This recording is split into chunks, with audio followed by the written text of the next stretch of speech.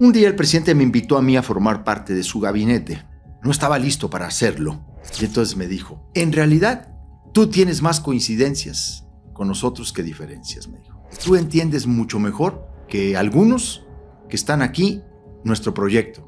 Luego hacían un chiste de que es que Corral es el panista más perredista, y luego otros decían, no, es el perredista más panista. Y entonces, realmente lo digo, no me representa tanto problema coincidir con un proyecto como el de la doctora Claudia Sheinbaum. Tú puedes ver a María Eugenia Campos actuar en Chihuahua, no solamente con un cinismo absoluto, sino con las mismas prácticas de César Duarte, que el corrupto casi tiene una condición inherente, que es el cinismo político.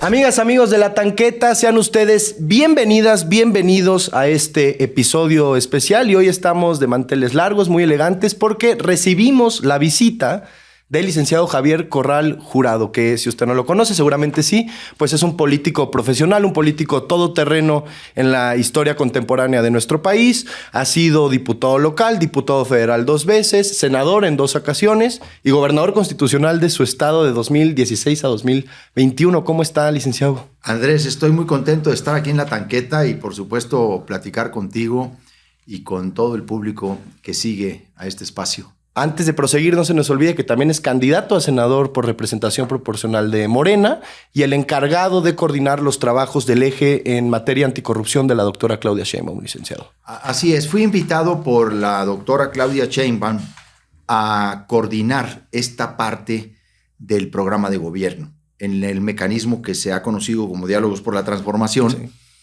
y que generó un diálogo realmente muy amplio, muy plural, una consulta muy amplia, para ir al encuentro de todo tipo de organizaciones, expertos, instituciones académicas, sector empresarial, institucional. Y ya en el camino, debo decirlo como es, me dijo, oye, me interesa mucho que pueda ser parte de la lista nacional de Morena. Y le digo, oye, tú sabes que yo no soy miembro de Morena, y mi decisión es ya no ser miembro de ningún partido político. Yo milité muchísimos años en el PAN, renuncié al PAN y decidí ya no ser miembro de otro partido. Y me dijo, no, tú no tienes, no es requisito que seas miembro de Morena, puedes ser un candidato externo, pero creo que podrías contribuir ahí. Y yo le dije, bueno, pues si tú quieres yo le entro. Y entonces ya acepté y soy candidato por Morena al Senado de la República en el lugar número 9 de la lista nacional, que es muy probable que entre yo al Senado por estar en esa posición. Y déjeme le cuento que desde La Tanqueta estamos muy contentos porque a pesar de que ciertamente pueda haber cierta diferencia ideológica en temas puntuales, pues la mayoría del país, o por lo menos su servidor, reconocen usted uno de los parlamentarios más brillantes que haya visto nacer este país. Déjeme le cuento brevemente. Yo recuerdo mucho sus debates, sus discusiones con Gerardo Fernández Noroña, con quien después usted gesta una amistad, a ver si nos puede platicar sobre eso. Y tengo una anécdota, un día muy de niño, no sé, habré tenido 8 años, tal vez 6, yo veía la Cámara de Diputados en el canal del Congreso con mi mamá, que era muy perredista. Y ella volteó y me comentó, mira Andrés, ese señor que está ahí arriba es Javier Corral y para mí es el único panista honesto que hay. A lo mejor una generalización un poco amplia, pero estamos muy contentos de que vaya a acompañar ahí al proyecto, licenciado. La verdad es muy bueno. Yo estoy muy contento de acompañar a Claudia Sheinbaum. Yo también tengo una amistad con Claudia Sheinbaum ya de hace tiempo. Quizá mucha gente no lo sepa, pero a mí me tocó conocerla en una de mis actividades legislativas, yo creo que más intensas, cuando yo estaba luchando en el Congreso por la democratización de los medios de comunicación, oponiéndome a los modelos de concentración, a los modelos monopólicos de concentración de la televisión. Allá en aquella época conocí yo a Claudia en el 2005. De hecho, me pidió Bernardo Batis Vázquez, que era el procurador en ese tiempo en la Ciudad de México, que pudiera encontrarme con Claudia Sheinbaum porque tenía mucho interés en platicar conmigo. Y desde ahí nos hemos reconocido, hemos trabajado y conocemos nuestros valores, nuestra formación y hemos tenido muchas coincidencias.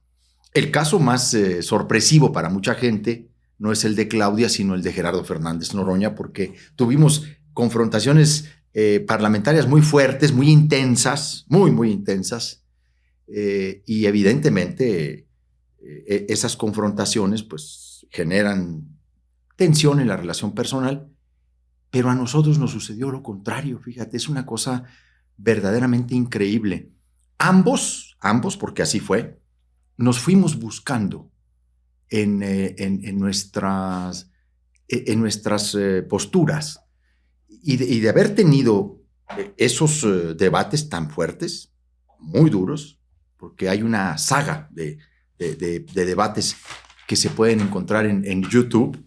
Bueno, hay uno de ellos que el otro día platicábamos, Gerardo y yo, fuimos a cenar, me invitó a cenar a un restaurancito italiano muy padre que tiene por ahí muy cerca de su casa, y nos asombrábamos de que ese debate tiene 1.6 millones de vistas. Sí. Es una cosa verdaderamente increíble, ¿no? Y de muy alto nivel, además los dos son libreros empedernidos. Sí, bueno, nosotros siempre, yo también he tenido siempre una vocación por la lectura, y él es un lector voraz, de los que carga el libro todo el día, para en los ratitos libres entrarle. Fue interesante nuestra búsqueda y nuestro encuentro. Desde entonces somos amigos, mucha gente no lo sabe, pero a mí Gerardo Fernández Noroña fue a apoyarme como candidato a gobernador en el 2016, aún siendo yo solo candidato del PAN. Él participó incluso en un evento en Ciudad Juárez, en donde había una gran pluralidad. También se explica ese apoyo porque vio que yo lo que construyó en Chihuahua fue una alianza ciudadana en donde estuvo muy teñida de la izquierda chihuahuense, que votó por mí. De hecho, el licenciado López Obrador tenía cierto sentimiento conmigo, porque yo me llevé casi a todo Morena, que estaba empezando en Chihuahua. Yo me lo llevé a mi campaña. Y en una inmensa cruzada anticorrupción, la Operación Justicia para Chihuahua, sí, que usted enarboló como eje principal de gobierno, diría yo, en sus propuestas, porque hay que contextualizar al pueblo tanquetero, refrescar tal vez un poco la memoria sobre lo que representó el régimen de César Duarte Jaques para el estado chihuahuense. Cuentan por ahí que cuando usted toma protesta no había ni para la nómina, que era una cosa intransitable en las finanzas públicas del estado. Y en ese sentido yo quiero recuperar una frase que usted da en la presentación del eje gobierno honesto y combate a la corrupción. Y usted dice que la corrupción es a la política lo que el cáncer es a la salud, licenciado. El emperador de todos los males, el origen de muchas de nuestras desgracias, porque lo termina envileciendo todo, porque termina prostituyendo los procesos, la relación entre la sociedad y el gobierno, porque termina negando derechos, le roba los sueños de las personas, termina siendo nugatorios servicios fundamentales, pero también derechos esenciales como el de la salud, el de la educación, el de la vivienda, el de la seguridad pública. La corrupción lo echa a perder todo. Por eso, a lo largo de mi carrera, Andrés, yo he tenido una claridad en mi compromiso político, diría yo, con tres grandes causas, vamos a ponerlo en ese plano, ¿no? El derecho a la información, que abarca las libertades de información, de expresión y de acceso a la información pública. La batalla por la competencia económica frente a los monopolios y, por supuesto, el combate a la corrupción, porque a mí me parece que ahí se anida la desigualdad, ahí se anida la inseguridad y ahí se anida la pobreza. Y entonces, por eso yo he escogido esta como una de las causas esenciales de mi tarea política desde hace muchos años, desde que yo fui diputado local al Congreso de Chihuahua, como ahora bien lo recordabas tú. Sí.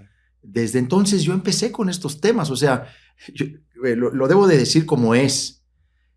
Tengo más de 30 años dedicado a enfrentar los abusos de poder y la corrupción en México. Sin duda es una historia de congruencia en las causas, pero a mí lo que me parece más interesante de un político siempre son sus contradicciones, porque sí, ¿qué sería la política sin la contradicción permanente? Licenciado, usted fue durante muchos años una de las caras más visibles del Partido Acción Nacional, uno de los personajes dentro de quienes reconocíamos en la izquierda una congruencia en sus causas y en su actuar, una batalla dentro de un instituto político Yo quiero preguntarle cómo es cabalgar esa contradicción de durante tantos años haber tenido pues tensiones, diferencias ideológicas, programáticas y hoy sumarse al gobierno que le da continuidad con cambio al gobierno del presidente López Obrador. ¿Cómo es cabalgar eso? Porque pudiese parecer en primera instancia que es una contradicción, pero a lo mejor es una suerte de congruencia con lo que uno piensa. Bueno, la verdad es que yo al interior del partido siempre postulé y enarbolé un pensamiento más progresista e identificado con algunas causas de la izquierda. Esto no tengo que acreditarlo mucho. Están ahí mis posturas en el propio poder legislativo, en donde yo siempre coincidí más con los sectores de la izquierda que con el PRI, ¿no? O con el PRIAN, como ahora ya institucionalmente se le conoce. De hecho, a mí me calificaban llegaron a haber momentos en que a mí me calificaron al interior del partido como criptocomunista, ¿no? Yo me acuerdo Sabrá Dios qué es eso. Pues que un comunista embosado, ¿no? Un comunista agazapado. Y yo me reía de esas cosas porque la verdad,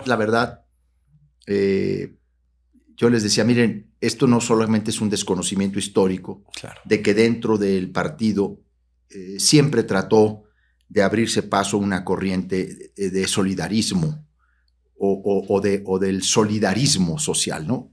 Que la encabezó en alguna ocasión Efraín González Morfín y que hacía un mayor énfasis por lo social y por la preocupación social en términos de las desigualdades y frente a las grandes élites de poder en México, que no solamente es el político, sino es esencialmente el mediático y económico, porque esas son las otras dos grandes élites del poder. Y cosas que yo enfrenté. El solidarismo, que tampoco es, vamos a decirlo así, un tomar poquito acá del capitalismo y otro poquito del comunismo, que siempre se decía, como una especie de síntesis neutralizadora de dos extremos. Uh-huh. No, una tercera posición humanista y que se ha identificado históricamente con el humanismo político. Llegó incluso Efraín González Luna a denominar o a tratar de dominar la doctrina del PAN en alguna ocasión como humanismo político. Estas corrientes no prevalecieron en el PAN. De hecho, fueron siempre muy derrotadas. Efímeras, ¿no? Y fueron efímeras y luego muy reducidas. Y yo tuve pues una participación dentro del partido con posiciones así. A mí cada rato me echaban en los brazos de López Obrador, ¿no? Y luego hacían un chiste de que es que Corral es el panista más perredista, y luego otros decían, no, es el perredista más panista. Y entonces, bueno, por mi coincidencia con los sectores de izquierda, por eso no me representa, realmente lo digo, no me representa tanto problema coincidir con un proyecto como el de la doctora Claudia Sheinbaum. Además, ella es un perfil, que lo digo con toda sinceridad, que a mí me motiva mucho, me inspira mucho, porque es una persona, primero, muy articulada, es una mujer muy inteligente. Vamos a tener una presidenta muy inteligente, organizada muy como poca gente en este país. Sí. Muy metódica en el trabajo, es muy seria, es muy responsable, le da seguimiento a las cosas. Mira, voy a compartir una anécdota que espero que no esté yo aquí infringiendo ninguna regla de la discreción que le debo. Pero nosotros platicamos sobre el plan anticorrupción en distintos momentos. Sí. Porque es un proceso también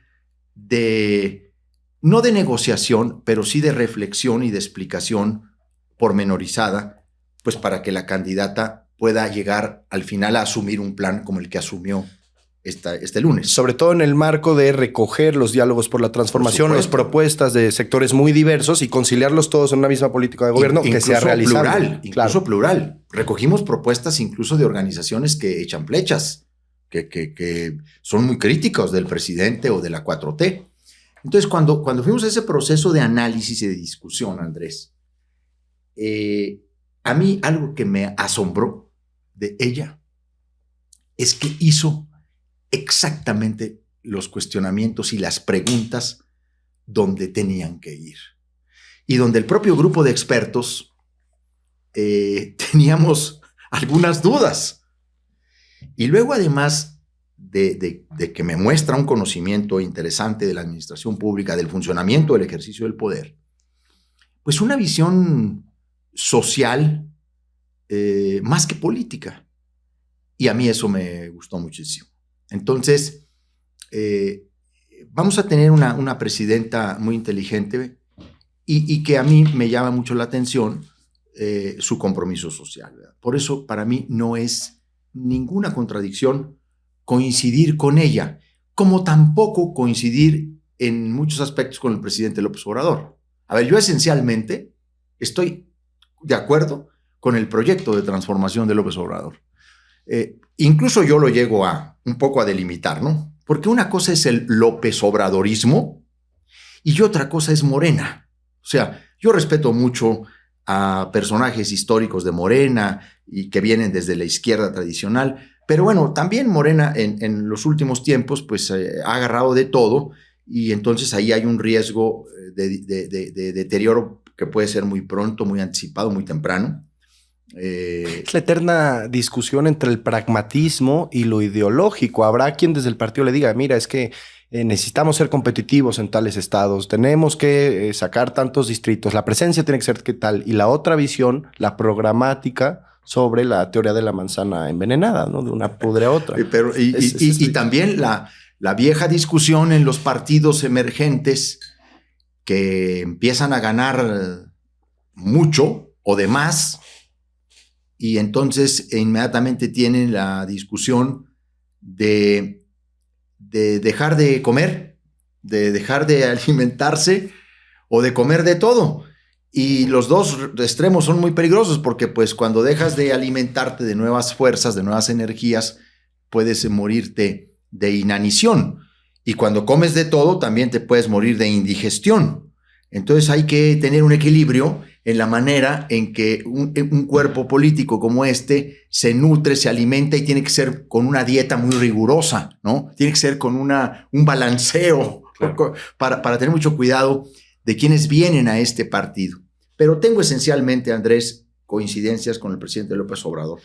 Te voy a confiar otro dato.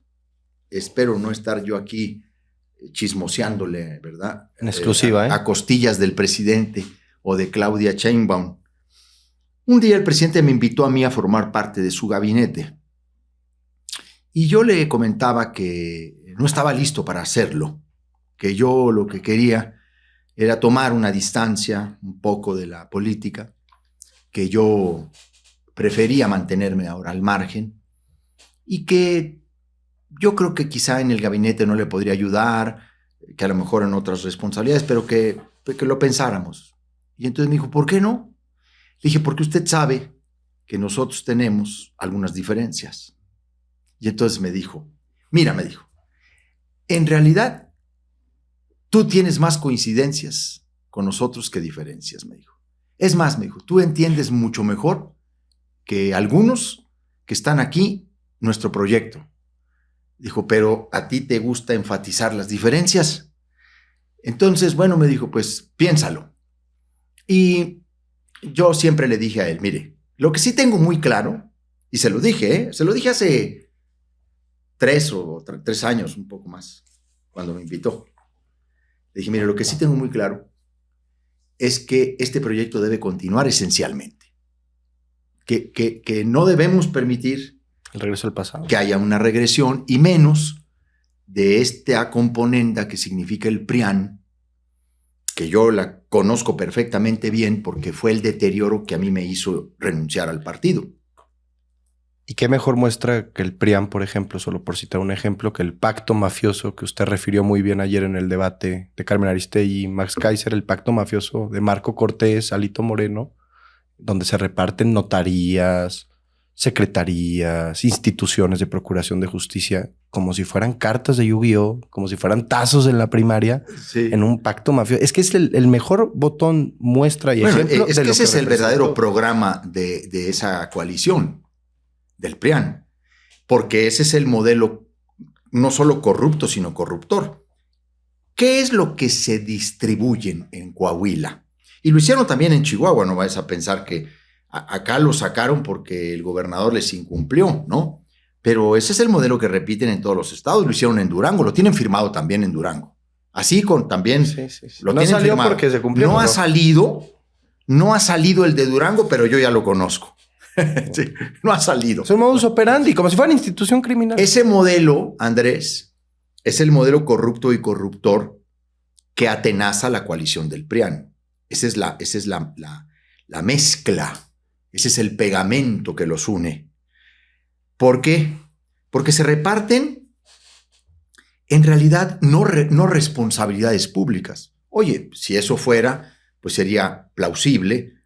Y normal. Que se repartan secretarías para dividir el trabajo, la responsabilidad pública. Se reparten posiciones desde las cuales impulsan negocios u ocultamientos de esos negocios. Se reparten órganos ejecutores de obra, las juntas de agua, las secretarías de infraestructura. Se reparten comisionados de transparencia. Se reparten posiciones en el órgano auditor. Se reparten recaudaciones de rentas y notarías. Todo el modelo de la cadena corruptora. Y obviamente para ganchar impunidad. Claro, controlas el modelo, ¿quién va a controlar entonces mi corrupción si yo soy el encargado de... Lo interesante es que ese modelo lo hacen y lo firman y se ufanan de él los que dicen defender la transparencia. La transparencia, el INE que no se toca. O sea, la pandilla del INE no se toca. Debiera de ver lo que está pasando ahora mismo en Chihuahua, Andrés, con la regresión que María Eugenia Campos está haciendo en el Poder Judicial de Chihuahua. Ahorita vamos a abordar el tema de Chihuahua, pero antes usted presenta el eje de combate a la corrupción. Aquí tengo un acordeón que elaboraron los amigos de Sentido Común. Son 8 áreas específicas, 8 propuestas, 8 acciones mediante las cuales ustedes están dando una visión. Yo retomo una frase que dice la doctora Claudia Sheinbaum: es imprescindible que el servidor público, que el gobernante sea honesto, pero no es suficiente. Platíquenos, a mí me llamó mucho la atención la Agencia Federal Anticorrupción, me parece un modelo novedoso, una propuesta que no se había entablado o no se había especificado en el debate público. Háblenos sobre eso, por favor, porque hemos visto en la narrativa pública pues a los de siempre, Denis Dresser, con unas tergiversaciones que nos hacen pensar que mienten o que no leyeron a profundidad la propuesta o no vieron la presentación, licenciado. Es correcto. Particularmente me puede mucho que la doctora Denise Dresser haya perdido la objetividad en el planteamiento de estas cosas, porque son temas muy caros y muy sensibles a la sociedad mexicana, que no debieran ser motivo de distorsión informativa o de manipulación con fines político-electorales. Es muy delicado que en estos temas, como el de la inseguridad o el tema del Poder Judicial, se contribuya a la desinformación. Lo que nosotros estamos planteando, específicamente en el caso de la Agencia Federal Anticorrupción, no es más que un rediseño de la Secretaría de la Función Pública, que hoy ya depende del Poder Ejecutivo. O sea, eso de que cómo va a depender una agencia del Poder Ejecutivo, sí, porque va a ser una separación de la Secretaría de la Función Pública, que hoy tiene en su seno, Andrés, 2 funciones muy importantes que terminan riñendo entre ellas, que son contradictorias, porque los órganos internos de control, que se encargan del control interno, acompañan a la dependencia en sus procesos, fiscalizan, generan medidas de prevención para evitar la corrupción, mejora regulatoria, simplificación administrativa, tantas funciones que son importantes para que las cosas se hagan bien, para que se cumplan los fines institucionales. Pero a la misma vez, ese mismo órgano tiene la responsabilidad de investigar las irregularidades de esa dependencia, de investigar las faltas administrativas y de sancionarlas. Y entonces son órganos que terminan haciendo o una cosa o la otra o ninguna. O de chocolate. Porque es muy difícil, Andrés, que quien te acompaña todos los días para que le hagas así, que mira, vamos a hacerle por acá, luego te diga, ¿sabes qué? Pero ahora te voy a sancionar y ahora te voy a pasar cuchillo. Entonces lo que nosotros hicimos es, a ver, para que realmente haya una revisión y una auténtica investigación y sanción de faltas administrativas, porque lo único que se encarga de desahogar esta Agencia Federal Anticorrupción son las responsabilidades administrativas de los servidores públicos, nada más. O sea, no estamos ahorita metiéndonos con los temas penales. También tenemos una propuesta de fortalecimiento de las fiscalías. Incluso proponemos la autonomía de la Fiscalía Especializada en Delitos de Corrupción, incluso con facultades de atracción, tanto a entidades federativas como con relación a la misma Fiscalía General de la República. Para evitar lo que pasa en Chihuahua, y para por evitar ejemplo. lo que pasa en muchos estados, ¿verdad? En donde se tapan unos con los otros en esta tesis de la complicidad. Entonces la agencia es muy sencillo. Es un órgano muy efectivo, queremos que sea un órgano muy funcional, muy operativo, muy ágil para investigar y sancionar la misma agencia las faltas administrativas no graves. Y sin implicaciones presupuestales, dado que se trata de un rediseño justamente, o viene en conjunto con un rediseño de la Secretaría de la Función Pública. Eso exactamente. A ver, ella tiene la misma preocupación que tiene el presidente López Obrador en cuanto a estar creando más estructuras, más instancias, ¿no? Y le digo, mira, lo único que vamos a hacer es separar esta parte de la función pública, que es como una cuarta o quinta parte. A ver, la Secretaría de la Función Pública, en lo que es la administración central, no de todos los órganos desconcentrados, debe tener de presupuesto anual unos 2,000 millones de pesos. Y debe tener una plantilla de 2,700 servidores. Estamos hablando de que cerca de 600 se dedican solamente al tema de responsabilidades administrativas, pero pues no hay mucha tela, o sea, no hay mucho resultado. No hay carnita. Entonces necesitamos hacer una cosa mucho más ágil, más eficaz, y necesitamos que tenga toda la fuerza del presidente de la República, pues para poder ser transversal a todas las dependencias y a todos los organismos descentralizados y desconcentrados, y que el presidente asuma también junto con el titular o la titular de esa dependencia, pues un liderazgo. Si la hacemos depender del secretario de la Función Pública, vamos a mantener casi la misma contradicción, ¿no? Queremos que sea ágil, pero que tenga fuerza política para intervenir, facultades de investigación. ¿Y qué pasa cuando esta agencia se encuentra faltas administrativas graves?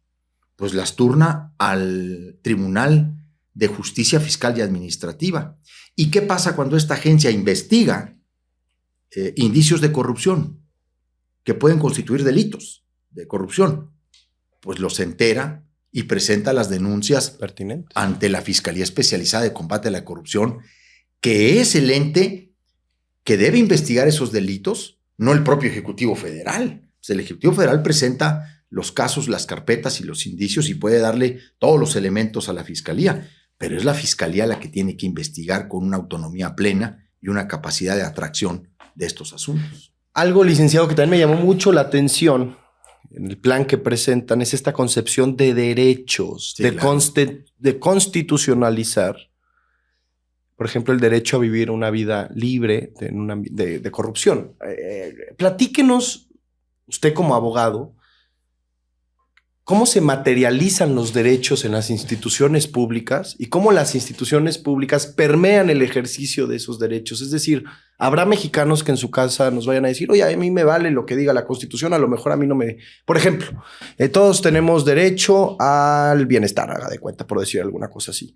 Pero hasta antes de que el presidente López Obrador no diera los apoyos de forma directa, se diluían en toda una estructura burocrática, hasta antes de, por ejemplo, bancarizar a gran sector de la población. ¿Cómo se va a enfocar esto de la parte de derechos legal en la institución, en las instituciones encargadas de procurar que no haya actos de corrupción, no solo en materia preventiva, sino de sanción? Platíquenos de esa concepción legal que me pareció muy interesante. A ver, es una pregunta clave la que tú estás haciendo y muy importante porque es un asunto de fondo. Eso. Porque regular una actividad en las leyes tiene una ruta con ciertas obligaciones para el Estado y los particulares.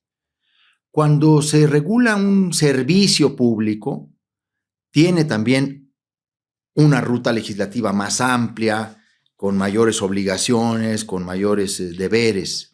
Pero cuando se regula a partir del reconocimiento un derecho, entonces hay toda una obligación del Estado a garantizarlo. No es lo mismo legislar actividades, servicios, que derechos. Y la perspectiva de la doctora Claudia Sheinbaum es de derechos. El Estado no provee servicios a los ciudadanos. El Estado les tiene que garantizar derechos. El derecho a la salud, a la educación, a la vivienda, a la seguridad. Si se conciben como derechos, la ruta legislativa es totalmente distinta a creer que el Estado te otorga un servicio porque el Estado es muy bueno. No. El ciudadano es el titular. Que sería un pensamiento muy neoliberal, ¿no? Incluso de la concepción del Estado como si fuera una empresa. Es que no el problema, la gran diferencia es esa, cuando tú Exacto. planteas las cosas desde el punto de vista de los derechos del ciudadano, cuando colocas al ciudadano como sujeto esencial de la democracia y por lo tanto como un destinatario final de las políticas públicas. Entonces, llevar a la Constitución estos dos derechos es fundamental. ¿Cuáles son? El derecho humano a una buena administración pública. Este derecho ya está contenido en la Constitución de la Ciudad de México, no en la Constitución Federal. Pero también queremos el reconocimiento del derecho humano a un ambiente libre de corrupción. Ese tampoco está en la Constitución de la Ciudad de México, pero si está en la federal, estará en todas las demás. Se tiene que homologar. Y entonces, a partir de esta piedra angular, nosotros construimos dos grandes estrategias. La estrategia de prevención y la estrategia de persecución penal. Proponemos en materia de prevención este rediseño de la función pública, pero también todo un compromiso en materia de compras públicas abiertas, con una serie de características que están en la propuesta muy importantes, como por ejemplo para eliminar todas las exclusiones de la ley en materia de contrataciones públicas, para asegurarnos de que la causa de seguridad nacional o de seguridad pública realmente cumpla los requisitos de la ley, pero sobre todo para buscar y procurar que el mayor número de las compras que hace el gobierno, adquisiciones o contratos de obra pública, sean por licitación pública. Aquí, perdóneme que lo interrumpa, Sí. pero es que me viene algo a la mente que le quiero preguntar. Su gobierno, elementos clave, fueron perseguidos en el estado de Chihuahua, están siendo perseguidos por el gobierno de María Eugenia Campos Sí. Galván, el maestro Francisco González Arredondo, quien fuera el fiscal encargado de perseguir esto. ¿Cómo va a evitar el plan anticorrupción que usted está enarbolando con la doctora Sheinbaum que haya este tipo de represalias? Porque yo recuerdo dentro de las acciones prioritarias el tema de garantizar seguridad a aquellos que colaboren a denunciar la corrupción. Y eso me parece importantísimo legarlo con el mejor ejemplo que es Chihuahua, porque hoy quienes tuvieron la valía y la entereza de denunciar, de investigar, de perseguir y de sancionar a uno de los gobiernos más corruptos en la historia de México, que fue el de César Duarte, muchos de ellos sufrieron persecución política e incluso estuvieron presos injustamente, como lo fue el caso del maestro Francisco González Arredondo. ¿Qué tan importante es esto? A ver, eso es fundamental. Perdón que lo interrumpa. No, pero es muy importante porque además has tocado una fibra que también a mí me ha ocupado y preocupado muchísimo, que es la persecución política que María Eugenia Campos ha entablado con quienes combatieron la corrupción del duartismo, porque la tocó también a ella. Hay que recordar que ella era parte de los enjuagues de César Duarte, ella fue vinculada a procesos. Bueno, hoy precisamente que estamos en este espacio, hoy se cumplen, ¿qué fecha es? Es día 3 de abril. Hoy se cumplen 3 años de que ella fue vinculada a proceso penal por ser parte de la nómina secreta de César Duarte. Ella recibía dinero de manera ilegal. Siendo diputada local. Siendo diputada local en el sótano de la Secretaría de Hacienda, en unos sobres sellados, pero la hacían firmar recibos, porque Duarte pues no solamente era un corrupto, era un corruptor y los tenía todos agarrados. Bueno, el tema de cómo los que persiguieron la corrupción y han combatido la corrupción han terminado siendo perseguidos no es un problema exclusivo de Chihuahua o de algunas partes de México. Tengo que decir que es un fenómeno que lamentablemente se ha presentado en varios países de América Latina, donde se dieron también megaprocesos en contra de la corrupción, ¿no? Vemos, por ejemplo, a muchos exfiscales en Guatemala, en Honduras, en Uruguay, siendo perseguidos por los gobiernos que sucedieron a quienes emprendieron aquellas batallas. Por lo tanto, es muy importante que la legislación incorpore un programa de beneficios y de protección, no solo a quienes han colaborado o colaboren con las investigaciones en calidad de imputados, testigos o coadyuvantes, también a quienes han combatido la corrupción acreditadamente con mecanismos de protección. Es fundamental que el mecanismo de protección que está establecido en el régimen mexicano a periodistas y defensores de derechos humanos, considere a los fiscales anticorrupción, a los ministerios públicos con acreditada labor en el combate a la corrupción, como defensores de derechos humanos a un ambiente libre de corrupción. Fundamental. Eso, ahí está ya una... Se liga. Ahí está ya una concreción, ¿sí? Del primer derecho. Sí, sí, ya encontramos ahora un momento muy particular, muy específico. Entonces, esta legislación también está considerando una figura por la que se ha luchado mucho en el país, que es el reconocimiento a las víctimas de la corrupción como sujetos procesales. Eso es muy importante. ¿Por qué ha podido hacer María Eugenia Campos todo lo que ha hecho ahora en Chihuahua? Porque abandonó las investigaciones. Es que no hubo quien le siguiera motivando, actuando en todas las carpetas de investigación que dejamos abiertas y en todos los procesos de embargo y de confiscación y de muchas cosas, ¿no? A ver, simplemente se ha tendido una protección a todo ese grupo de corruptos, de cómplices de Duarte, pues porque está metida la propia gobernadora. Entonces, lo que han tratado de hacer es descalificar todo el esfuerzo, las investigaciones, ¿no? Es decir, la Operación Justicia para Chihuahua fue una operación que se realizó bajo tortura psicológica, por amor dicen, de ¿verdad? Dios. Y entonces quieren desprestigiar todas las operaciones, incluso con varios de los que fueron sentenciados e incluso con quienes regresaron el dinero, porque muchos de ellos pues, tuvieron que reparar el daño. Es que quiere lavarse la cara ella misma a través de la suerte de ellos, porque la suerte de ese grupo es la suerte de ella. Todo lo que les perjudique a ellos, pues le perjudica a ella.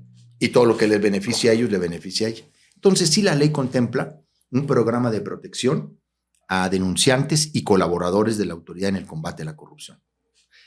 Qué interesante ligar esto. Yo ayer, entre otras cosas, preparando la entrevista, preparando la cena, tiendo a poner debates políticos y me eché el que tuvo con Max Kaiser en Aristegui y con el compañero Miguel Mesa, me parece. Miguel Mesa de Movimiento Ciudadano. Movimiento Ciudadano. A mí me llamó algo mucho la atención.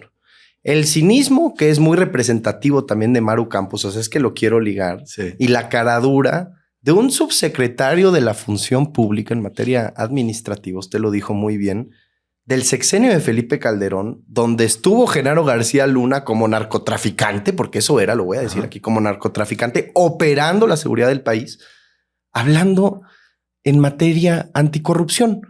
O Maru Campos queriendo desligarse del duartismo.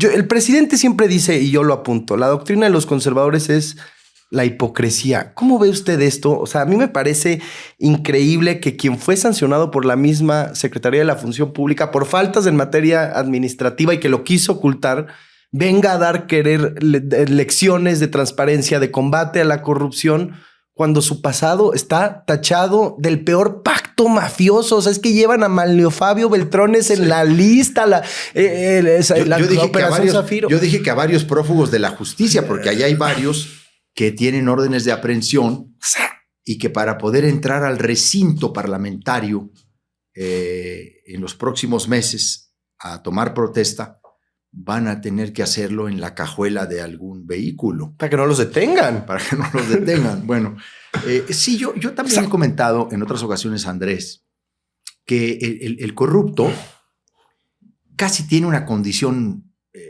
inherente, que es el cinismo político. O sea, cinismo y corrupción van de la mano. Tú puedes ver a María Eugenia Campos actuar en Chihuahua no solamente con un cinismo absoluto, sino con las mismas prácticas de César Duarte. Por ejemplo, regresó el tonel de dinero sin fondo a los medios de comunicación. No. A ver, en 2 años, 872 millones de pesos a medios pues que los tiene totalmente controlados. Pues ya sabemos de dónde vienen los ataques del Diario de Juárez, por ejemplo, a su persona. Pues por supuesto, o sea, es el mismo modus operandi. Yo reduje considerablemente el presupuesto público para medios de comunicación en términos de publicidad oficial. Nosotros teníamos una serie de rezagos y una serie de carencias presupuestales en el Estado en donde dar dinero a los medios era un delito de lesa humanidad, ¿no? Era inmoral hacerlo. Sobre todo en las condiciones que le dejaron las arcas públicas. Lo dijiste muy bien al principio. Cuando yo llegué al gobierno de Chihuahua, conocí el tamaño de la bancarrota. Ya sabíamos del latrocinio que habían hecho, pero la bancarrota era brutal. Al día siguiente, el secretario de Hacienda del gobierno, Arturo Fuentes Vélez, me habló y me dijo, gobernador, me dijo, nada más para decirte exactamente lo que tenemos en caja. Y estoy hablando de que el gobierno de Chihuahua tenía algo como 29 cuentas bancarias, ¿verdad? 29 cuentas bancarias. Me dijo, tenemos en total 24 millones de pesos. Y le digo yo, ¿en qué cuenta? Me dijo, en todas, gobernador. Le digo, oye, ¿y las cuentas de servicios de salud y de los hospitales? Me dijo, están en cero. Pues yo inmediatamente, entenderás, me vine a la Ciudad de México a buscar a Peña Nieto y a decirle, oiga, tengo 24 millones de pesos en caja. ¿Cómo quiere que opere el gobierno del Estado, dijo, señor? ¿pero cómo, gobernador? No lo puedo creer. Como solo el sol. Entonces, pues me trataba así muy bien, ¿no? Pero le digo, oiga, no, mire usted, ¿qué vamos a hacer? Me dijo, oiga, pues lo más importante es que podamos trabajar juntos, me dijo. Y ahora verá que lo vamos a apoyar y todo eso. Y luché mucho, batallé mucho para que me ayudaran. No me ayudaron porque me querían apretar desde el principio, me querían sofocar. Y no.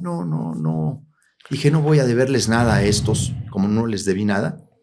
Y preferí entrar a hacer un primer préstamo de corto plazo, que nos salió ardiendo por la emergencia. Entonces mi primera decisión, fíjate, mi primera decisión fue pedir un préstamo de corto ¿Y se arrepiente? plazo. No había de otra manera. ¿eh? Okay. No había de otra manera. Eso es... No podía yo pagar la nómina del gobierno de Chihuahua. Es cierto, yo tenía que, policías, médicos, enfermeras, todos los trabajadores del gobierno del Estado. Pero esas son las condiciones en las que me enfrenté al gobierno. Pero es esta noción del PRIAN, al final de sus sexenios, de sus administraciones, de tonto el que deje algo. Parece que es una suerte de agarren todo, quemen los papeles, entreguen las llaves de las oficinas, acta de entrega-recepción y vámonos. Duarte pidió, a través de un mecanismo de bursatilización, consiguió un crédito al final de su sexenio, en el último mes y medio. ¿Sabes para qué lo usó? Para pagar cuentas de proveedores ficticios. Ahí están varios de los asuntos de la operación Justicia para Chihuahua. Y también para pagarle cuentas pendientes a medios de comunicación del Estado. Les debían el chayote. Con quienes tenía el compromiso de pagarles para que los siguieran protegiendo, como lo ha hecho a lo largo de mi gobierno y hasta ahora los diarios de Chihuahua y de Ciudad Juárez, de este extorsionador que se llama Osvaldo Rodríguez Borunda, el dueño de los diarios, que se ha dedicado desde mucho tiempo. Su modus operandi es las campañas de ataque, de calumniarlo usted. De calumniar, de difamar. Los marcos políticos. Para luego conseguir el dinero que quieren. Sí. Lo hicieron con Duarte porque era un corrupto. Conmigo se topó en pared. Traigo aquí una lista, licenciado. Sí. Es que yo quiero que hablemos sobre los personajes del PRIAN o que van a competir o que están teniendo un papel protagónico en la campaña, porque yo quiero que dimensionemos esta hipocresía. O sea, sí quiero hacer especial énfasis en la cara con que Max Kaiser o otros personajes se plantan a querer dar lecciones de corrupción, pero mire. A mí lo de Max Kaiser me pareció realmente muy... Digo, yo no me lo esperaba que él fuera a conducir el debate de una manera personal. Y él lo llevó a eso. Porque la verdad, yo pues no estoy ahorita enfrascado en fobias personales. Yo tengo la gran causa del combate a la corrupción y a mí me parece que en esa causa uno debe de tratar de sumar a todo mundo.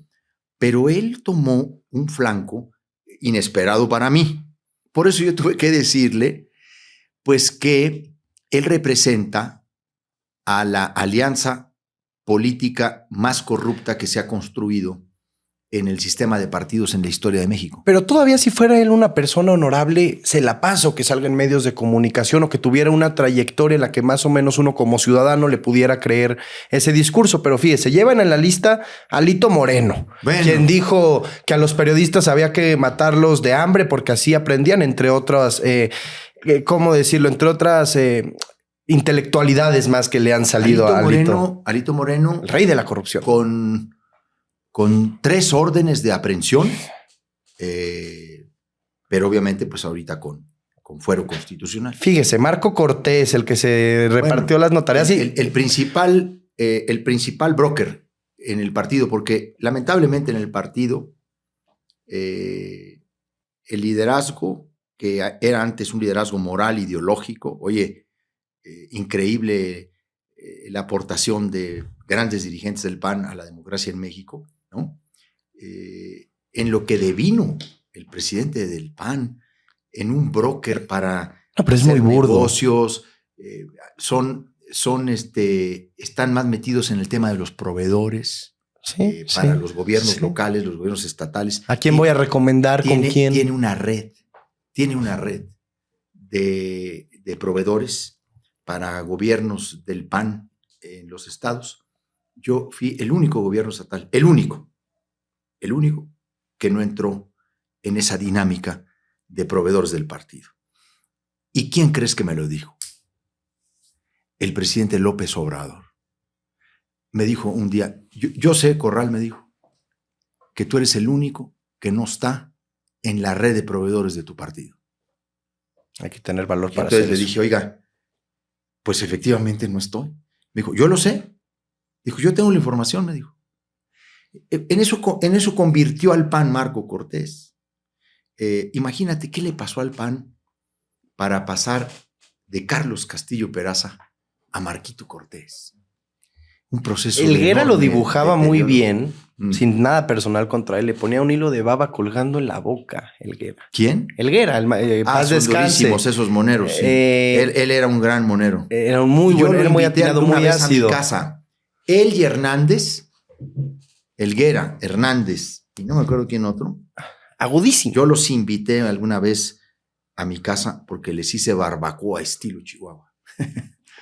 Y lo traigo a colación porque me parece que es hasta un poco burdo haber publicado, por ejemplo, el pacto en Internet. A ver, presumir eso como un acto de transparencia. No, es parte del cinismo político que viene de la mano con la corrupción. Ahí está el nivel del deterioro, ¿no? Y mire, no me voy muy lejos. Manlio Fabio Beltrones, cabeza de vaca, Claudio X González. Manlio Fabio Beltrones, el capo de capos de la política mexicana. A ver, Xóchitl Gálvez, que ha tenido en esta campaña una evolución hacia lo peor, ¿no? Ha terminado con 2 expresiones que dibujan su fracaso y dibujan también el fracaso de esa estrategia semiótica y mediática con el que se le lanzó, porque iba a ser el gran fenómeno disruptor de la política, que no fue. Puro humo de los consultores. Puro humo. Terminó en nada, ¿no? Y bueno, yo quiero decir que para mí ha sido muy penoso escucharle a Xóchitl decir que en Manlio Fabio Beltrones tiene el PRI y la política en México un gran activo. ¿Qué debe de pasar por la mente de Xóchitl Gálvez para hacer una expresión de esa naturaleza? ¿Qué tipo de apoyos le está brindando Beltrones a Xóchitl Gálvez para que ella tenga que pasar por esa vergüenza personal de opinar así de uno de los principales operadores de 2 grandes tragedias en México? La primera, la corrupción política y concretamente la Operación Zafiro. Y por otra, la gran obstrucción de la justicia que Manlio Fabio Beltrones hizo en el caso de Luis Donaldo Colosio. ¿Qué es lo que compromete a Xóchitl para hablar así de Beltrones? Incluso terminar diciendo que en el PRI siempre han hecho lo correcto. Es que sabe que yo lo veo como una plaga, como usted. Es la plaga de la corrupción. Una manzana envenena a otra, la plaga del PRIAN, y entonces en estos pactos mafiosos interinstitucionales, interpartidistas, por un lado amarran y por el otro otorgan, pero luego vuelven a amarrar y por el otro lado vuelven a otorgar. Entonces yo la veo desesperada en un callejón sin salida. La verdad es que su campaña nunca despegó, no tiene narrativa, no tiene propuestas de fondo. Yo creo que ella terminó efectivamente desesperándose y se refugió en las estructuras partidistas, pues en las más corruptas, porque eso representa Beltrones, que es, por cierto, uno de los impulsores de toda la campaña de desprestigio contra mí, en varios medios que se le ve la huella, ¿no?, digital a Beltrones, de los que permanentemente me están a mí atacando. Siguiendo la pista. No, atacando abiertamente, sí. ¿No? Porque tiene esas redes de poder y de complicidad, no solamente en el Poder Judicial. Beltrones sigue teniendo mucha influencia en el Poder Judicial, la tiene en muchos medios de comunicación en el país y es transversal a muchos sectores y partidos, ¿no? O sea, está metido en muchos lados. Y por eso nosotros hacemos, licenciado, lo voy a apuntar aquí, el ejercicio desde la tanqueta y desde el Soberano de ejercer el periodismo militante.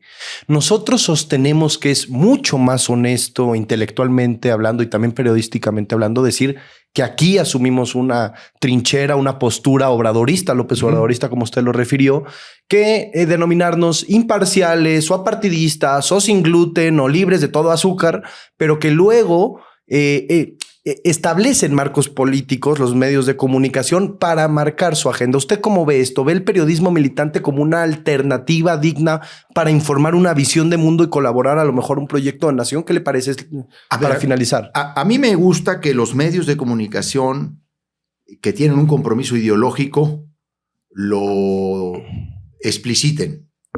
Los que tengan además un compromiso ideológico y político electoral, que lo expliciten y que rindan cuentas de él. A mí me encanta que digan aquí estamos por esta causa y votamos por esta candidatura. Ese